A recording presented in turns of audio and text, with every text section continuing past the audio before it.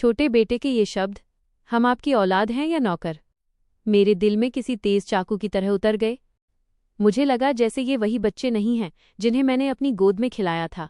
ये वो नहीं हैं जिन्हें मैंने अपने खून पसीने की कमाई से पाला था। ये वो नहीं हैं जिनके लिए मैंने अपने रिश्ते, अपना घर, अपना पहला परिवार, अपनी माँ तक को पीछे छोड़ दिया था। मैं दीवार से टिककर बैठ गया।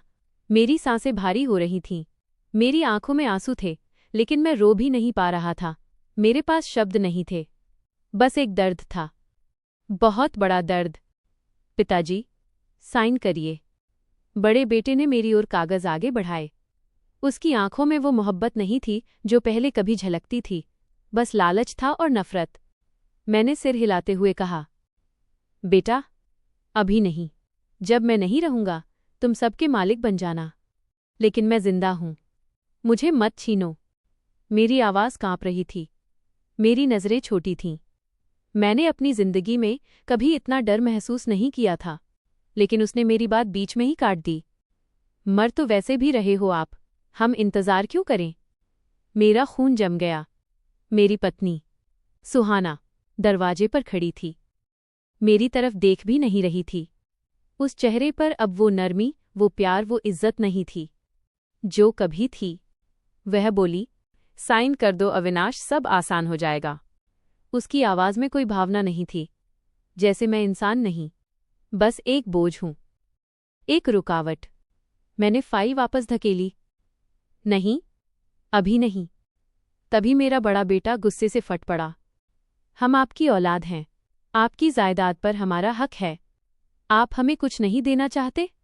ठीक है, फिर आप यहां अकेले रहो। उसके शब्द बिजली की तरह गिरे। मैंने पूछा, तुम क्या चाहते हो? छोटे बेटे ने ठंडे स्वर में कहा, आप साइन नहीं करोगे तो आप इस घर में नहीं रहोगे। मेरी सांस रुक गई। मैंने कांपते हुए पूछा, क्या मतलब?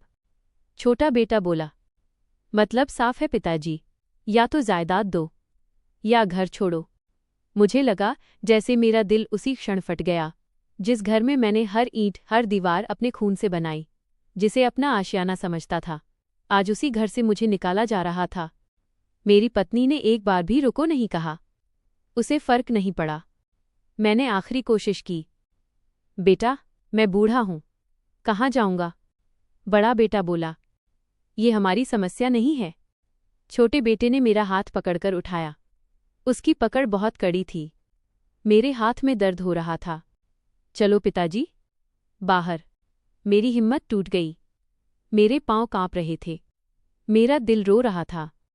उन्होंने मुझे स्टोर रूम से बाहर खींचा और घर के मुख्य दरवाजे तक ले आए। मैंने एक एक को देखा, मेरी पत्नी, मेरी बहू, मेरे दोनों बेटे। किसी को भी दया नहीं आई। मैंने आखिरी बार पूछा, क्या मैं इतना पराया हो गया?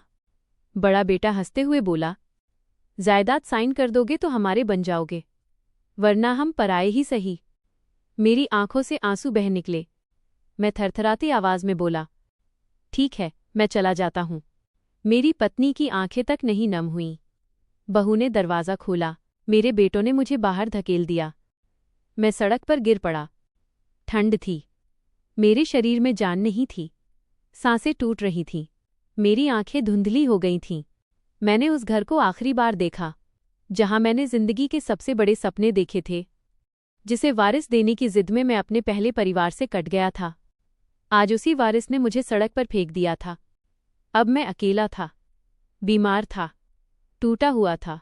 मुझे अपनी पहली पत्नी की याद आई, अपनी तीनों बेटियों की याद आई, जिन्हें मैं कभी प्यार नहीं दे पाया, जिन्हें मैंने अपनी जिंदगी से निकाल दिया था।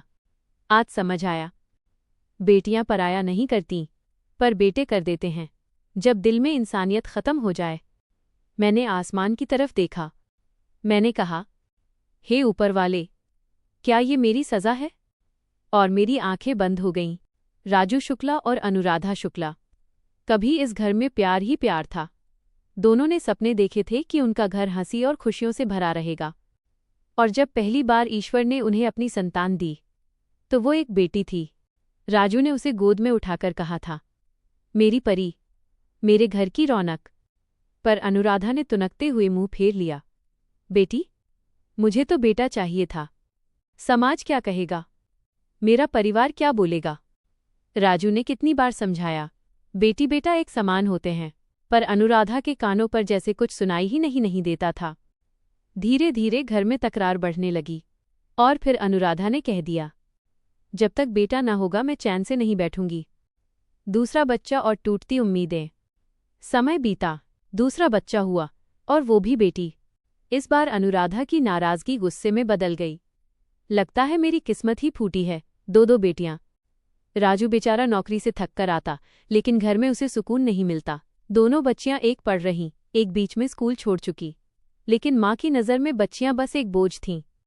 और उधर अनुराधा का दिमाग सिर्फ एक ही बात में उलझा था, बेटा चाहिए, चाहे कुछ भी हो।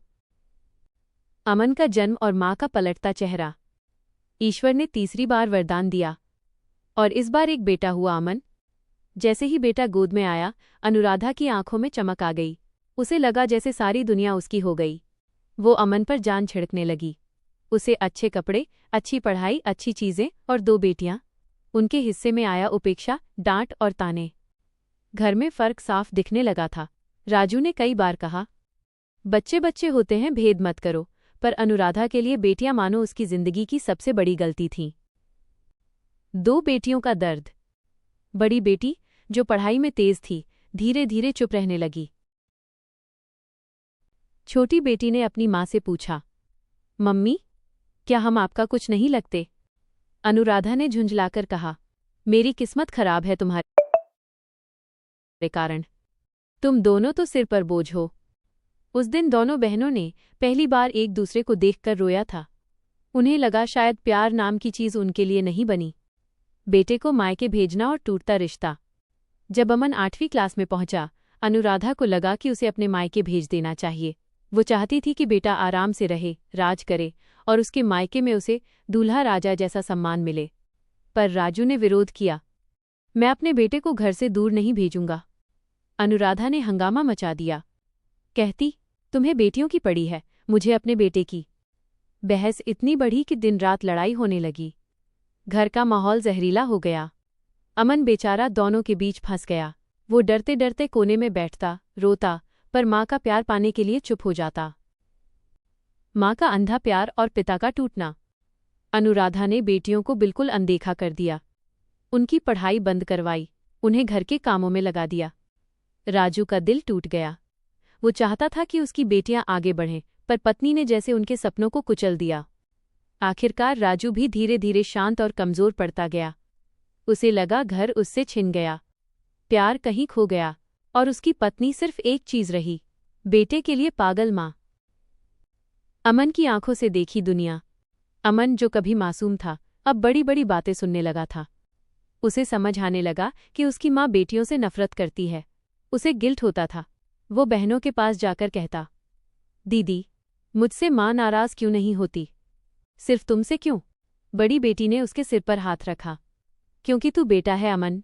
पर याद रखना, प्यार दिल से होता है, जन्म से नहीं। अमन ने पहली बार महसूस किया कि घर में प्यार का तराजू कितना झुका हुआ है। अंत का मोड़, भावनात्मक। वक्त बीतता गया। दोनों बेटियां चुपचाप बड़े होने लगीं। पिता अपनी तरफ से जितना कर सकते थे, करते रहे। एक दिन अमन ने अपनी माँ को रोते देखा। माँ बोली, मुझे डर है कहीं मेरी बेटियां मुझे छोड़कर न चली जाएं। मैंने उन्हें कभी प्यार नहीं दिया। अमन ने धीरे से उनका हाथ पकड़ा। माँ, प्यार जब भी मिले, देर नहीं होती। आप आज भी उन्हें गले लगा सकती हैं। उस दिन पहली बार अनुराधा ने अपनी दोनों बेटियों को अपने पास बुलाया और वर्षों से दबा हुआ मातृत्व फूट पड़ा। वो रोते रोते बोली, मुझे माफ कर दो, मैंने तुम्हें जीते जी तकलीफ दी। बड़ी बेटी ने अपनी माँ को गले लगाया।